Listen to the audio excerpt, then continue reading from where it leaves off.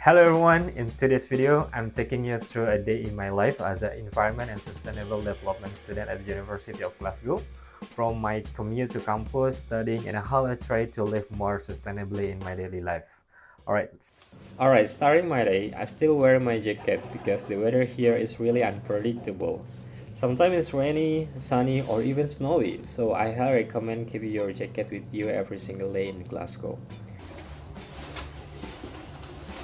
Don't forget bottled water. Anyway, I started my journey from accommodation to campus first. Basically, it takes around 20 minutes by walking and taking the subway. I choose these options because I want to reduce my carbon footprint and be more environmentally friendly in my daily life. And it is also healthy for my body, which makes the trip feel even better for me. Well, after walking for about 10 minutes, I take subway for the next part of my journey because it's really eco-friendly and affordable for students.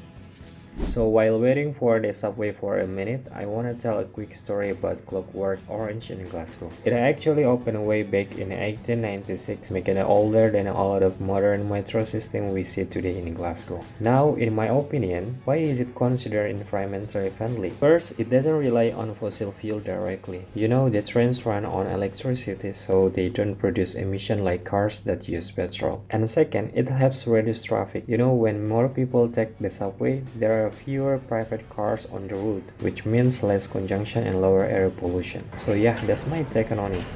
Once taking the subway for 10 minutes, I often pass the street that makes my walk enjoyable. This is Aston Lane, a small cobble street full of bars, restaurants, cafes, and retro cinema. Commonly, it's often a favorite hangout spot for University of Glasgow students. And I finally made it to campus. One thing I really love about the University of Glasgow is the vibe. It's got a classic historic look, but it still feels really modern, which honestly makes studying here so much better. Since I'm working on my dissertation right now, I spend quite a lot of time in the library. It's really nice place because it's open until midnight, especially during dissertation season when students stay here late working out. At the moment, I'm working on a topic about climate policy for my dissertation, basically looking at how governments control carbon emissions. It's actually really interesting because you get to see how different countries mitigate climate change in different ways. It could be quite challenging sometimes, especially with the old readings, but it also makes me realize how important this is in real life. And because of that, I try to be more mindful in my everyday life too. Like for example, I always bring my own tumbler with me, even though it's small thing, but it really helps reduce plastic waste over time. After working on my dissertation for a while, I usually head to the library canteen because without some food, I honestly cannot focus on my work anymore. For meals, I also try to bring my own food using a Tupperware and reusable cutlery. Since takeaway food usually comes with a single-use packaging, it can create a lot of waste. On campus, we also have different bins for waste sorting, so it's important to know what can be recycled and what goes into general waste. Small action like this can actually make a big difference if everyone does it consistently.